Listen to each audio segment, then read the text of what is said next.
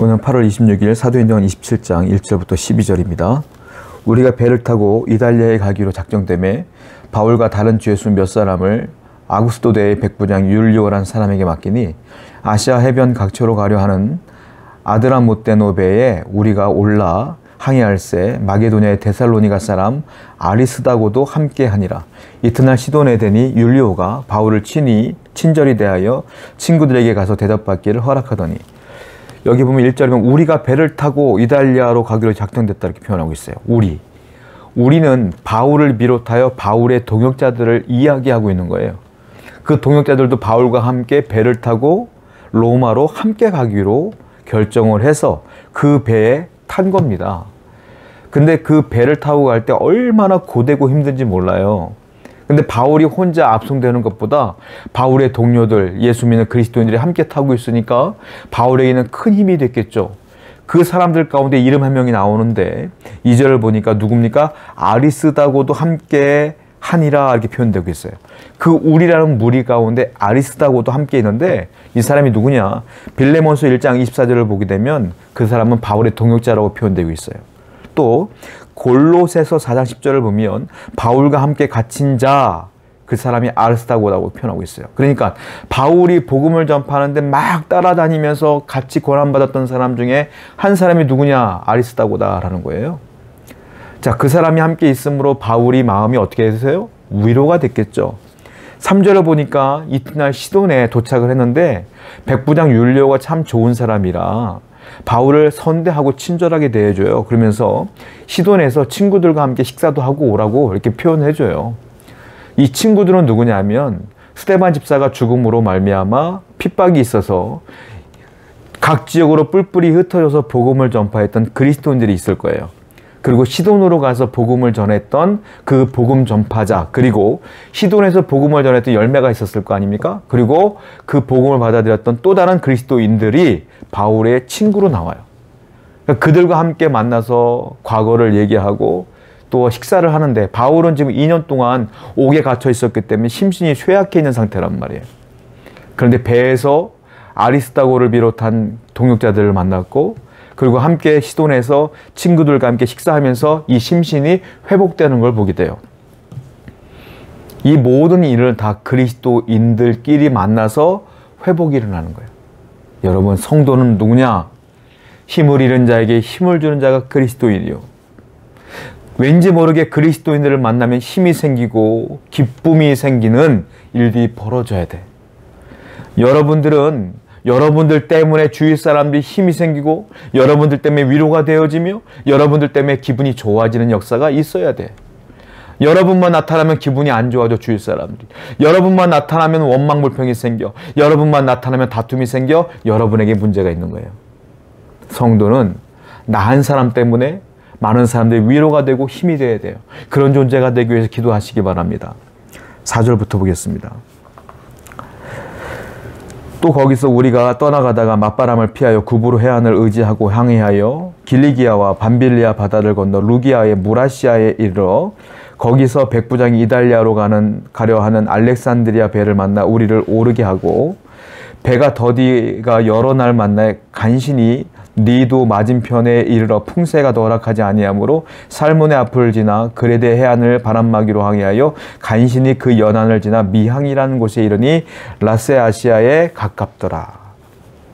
자, 여기 보면 이제 바울이 탄 배가 로마로 가는데 수많은 난관들을 만나요. 바람을 만나고 풍랑을 만나서 어렵게 가서 간신히 미항이라는 곳에 도착을 하는 것을 보게 됩니다.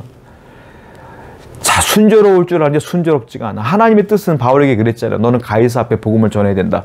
그러면 그것이 하나님 뜻이잖아요. 그러면 하나님의 뜻대로 로마로 가는 중이라면 순조로워야죠. 순족해야죠. 그런데 왜 이렇게 풍랑이 많은지, 왜 이렇게 위기가 많은지 모르겠어요. 세상 사람들의 눈으로 볼 때는 야, 거 봐라. 하나님 뜻대로 산다고 해도 인생이 그렇게 수월하지가 않은 거 보면 하나님이 있기는 한 거야 라고 비난할 수 있어요. 사람들의 눈에 볼 때 그래 보여. 그런데 이걸 알아야 돼요. 믿음의 눈으로 보면 달라요. 믿음의 눈으로 볼 때는 순적하지 않은 것 같지만 순적한 거야. 우리는 지금 하나님이 말씀하신 방향으로 가고 있으니까 풍랑이 있어도 광풍이 있어도 파도가 있어도 가고 있으니까 순적한 거예요. 여기 보면은 재미있는 표현이 있는데 8절에 보니까 간신히 미향이라는 곳에 이르렀다 이렇게 표현하고 있어요. 세상 사람들의 눈으로 볼 때는 간신히 미향이라는 곳에 이르는 거야. 그런데 믿음의 눈으로 볼 땐 그렇지 않아요. 간신히 미향에 이른 게 아니라 제대로 미향에 이르렀느니라. 이렇게 보셔야 돼. 성도 여러분, 우리는 세상 사람들의 눈으로 볼 때 순적하냐 순적하지 않느냐로 판단해요. 하나님의 뜻이 세상의 눈으로 보는 것처럼 늘 순적한 건 아니에요. 고난도 있고 역경도 있고 실패도 있고 좌절도 있어요. 그런데 믿음의 눈으로 보면 그것이야말로 제대로 가고 있는 거예요. 여러분 인생 가운데 여러 가지 수많은 고난이 있습니까?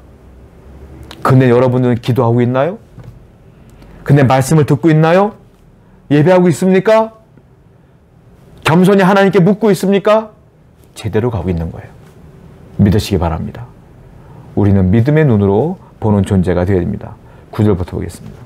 여러 날이 걸려 금식하는 절기가 이미 지났으므로 항의하기가 위태한지라 바울이 그들을 권하여 말하되 여러분이요 내가 보니 이번 항의가 화물과 배만 아니라 우리 생명에도 타격과 많은 손해를 끼치리라 하되 백부장이 선장과 선주의 말을 바울의 말보다 더 믿더라.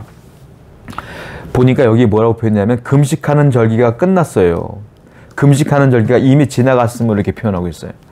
유대인들이 금식하는 절기가 있단 말입니다. 근데 그 금식하는 절기가 지나면 9월이나 11월쯤 되는 거예요. 그때는 항의하기가 어려워. 왜? 풍랑이 많아. 이걸 어떻게 바울이 압니까? 바울은 선원도 아니고 배를 몰아본 사람인데 어떻게 할까요? 바울은 알아요. 왜요? 바울은 전도 여행을 많이 다녔어. 배를 타고 많이 다녔단 말이에요. 그러다 보니까 바울이 지중해 연안에서 풍랑이 일어날 때를 날짜를 세보니까 9월에서 11월 사이에 풍랑이 많아. 심지어 바울은 풍랑을 만나서 난파되기도 했고 죽을 뻔한 위기를 많이 만났어요. 그러니까 율리오에게 백부장 율리오에게 얘기하는 거예요. 지금 출항하면 안 돼요. 지금은 큰일 나니까 이 미항에서 좀 머물러 있다가 나중에 갑시다. 지금 가면 배가 난파돼요. 근데 율리오는 무슨 말이에요? 빨리 가야지 했더니 배 선장과 그리고 선원들이 지금 가도 괜찮아요 라고 말했어요. 그랬더니 율리오가 바울의 말보다 그들을 더 신뢰했어요. 당연하죠. 바울의 말보다 선장의 말을 신뢰하는 게 맞죠. 이게 상식적이죠. 근데 우리는 알다시피 선장의 말을 들었다가 나중에 유라굴로라는 풍랑을 만나지 않습니까? 이 다음 장에.